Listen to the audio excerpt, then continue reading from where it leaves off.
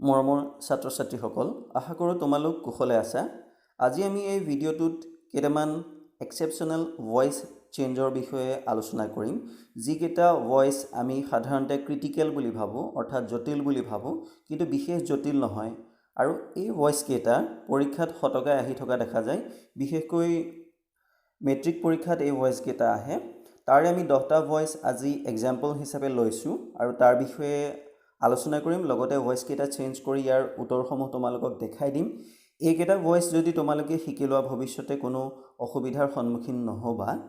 আৰু এই ভইচকেইটা পৰীক্ষাত শতকাই আহি থকা দেখা পোৱা যায়। গতিকে আহাচোন ভিডিঅ'টো আৰম্ভ কৰোঁ।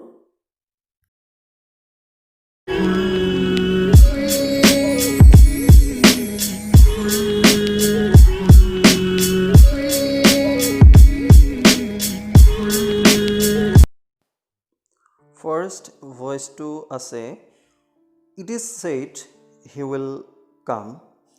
ইয়াৰ আনচাৰটো হ'ব মেন চে হি উইল কাম। আমি মেনটোৰ ঠাইত পিপল বুলিও দিব পাৰোঁ।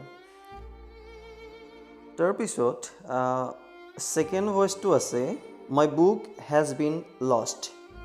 ইয়াৰ আনচাৰটো হ'ব I have lost my book. Third ভইচটো আছে, English is spoken in England. ইয়াৰ আনচাৰটো হ'ব people in England speak English.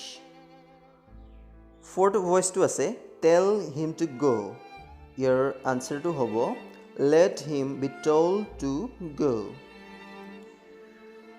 Number 5, I know' him. এটা চিম্পল ভইচ। ইয়াৰ আনচাৰটো হ'ব he is known to me. Number 6, my pen has been stolen. ইয়াক ভইচ চেঞ্জ কৰিলে হ'ব someone has stolen my pen. Number 7, a promise should be kept. ইয়াক voice change কৰিলে হ'ব one should keep one's promise. Number 8, এটা ইণ্টাৰোগেটিভ, did you buy the book? ইয়াক voice change কৰিলে হ'ব was the book bought by you. Number 9, his conduct annoyed me. ইয়াক voice change কৰিলে হ'ব I was annoyed at his conduct. Number 10, every student must read the novel. ইয়াক voice change কৰিলে হ'ব the novel must be read by every student.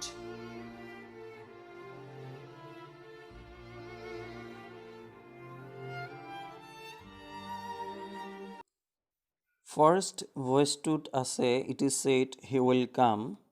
ইয়াতে আমাক subject এটা দিব লগা হয়। যেতিয়া আমি ভইচটো চেঞ্জ কৰিম, তেতিয়া আমি মেন বা পিপল দিব লাগিব। এনেকুৱা ধৰণৰ বেলেগ ভইচতো আমি এনেকুৱাই কৰিব লাগিব। কোৱা হয় যে তেওঁ আহিব, গতিকে আমি ইয়াত মেন দিছোঁ বা পিপল দিলেও হ'ব। গতিকে এই কথাটো আমি মন কৰিব লাগিব। যিহেতু ইয়াত এটা ছাবজেক্ট দিবলৈ আমাৰ এটা ডিফিকাল্টি হয়, কনফিউজ হয়, আমি কি দিম। গতিকে ইয়াত মেন দিব লাগিব। এনেকুৱা ধৰণৰ ভইচ আহি থকা দেখা যায়। ছেকেণ্ডটো দিছে মাই বুক হেজ বিন ষ্টলেন। ইয়াতে যদি আমি ভইচৰ নৰ্মেল ৰুল মতে আমি যদি মাইটো ইফালে লৈ যাওঁ বা ছাবজেক্ট অবজেক্ট এইবিলাক চেঞ্জ কৰি দিওঁ, তেতিয়া কি হ'ব, আমাৰ অৰ্থটো ইয়াৰ এটা বিকৃত ৰূপ হ'ব, অৰ্থটো নোলাব। গতিকে মাইটো ঠাইত আমি আই কৰিব লাগিব। আৰু এইটো আমি প্ৰেজেণ্ট পাৰফেক্ট টেন্সত I have lost my book এনেদৰে কৰিব লাগিব। এইটো এটা দেখাত চিম্পল যদিও অকণমান ইয়াত ক্ৰিটিকেল এটা আছে, গতিকে এইটো আমি মন কৰিব লাগিব।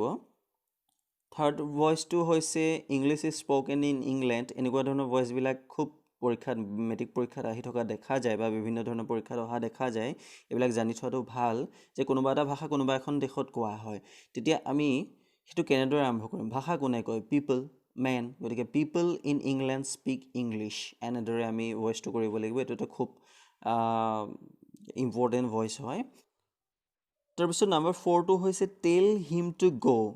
ইয়াৰ এক্সেপশ্যনেল কথাটো হৈছে যে ই মেইন ভাৰ্বেৰে আৰম্ভ হৈছে। টেলটো চোৱা, ইয়াত কোনো ছাবজেক্ট নাই। গতিকে আমি যেতিয়া মেইন ভাৰ্বেৰে আৰম্ভ হ'ব, আমি ইয়াক কি ছাবজেক্ট দিম চেঞ্জ কৰিবলৈ হ'লে? তেতিয়া আমি নিশ্চয় এনেকুৱা মেইন ভাৰ্বেৰে আৰম্ভ হোৱা ভইচবিলাকত আমি কি কৰিম?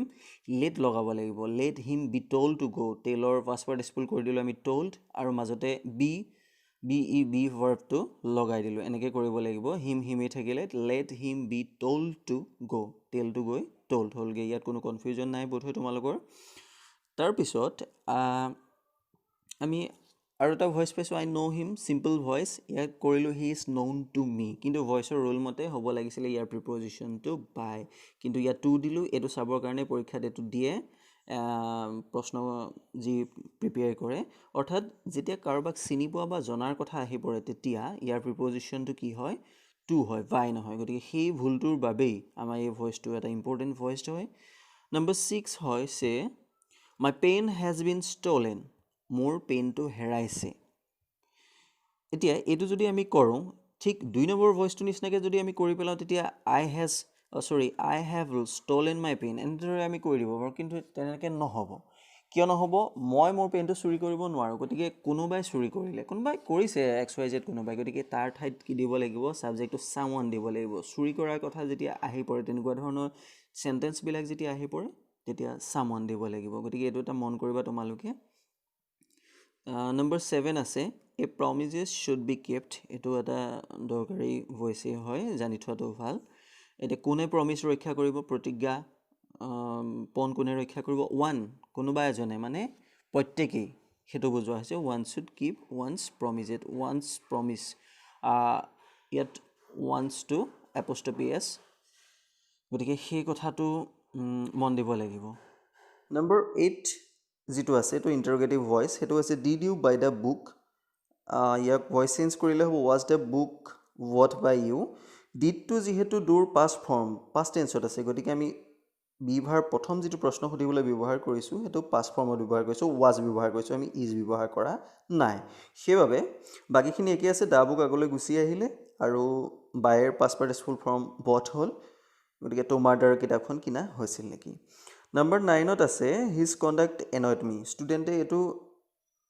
এটাই ভুল কৰে সেইটো হৈছে প্ৰিপজিশ্যনটোৰ ক্ষেত্ৰত ষ্টুডেণ্টে বাই দি দিয়ে ৰোল মতে প্ৰিপজিশ্যনটো কিন্তু যেতিয়া তেওঁ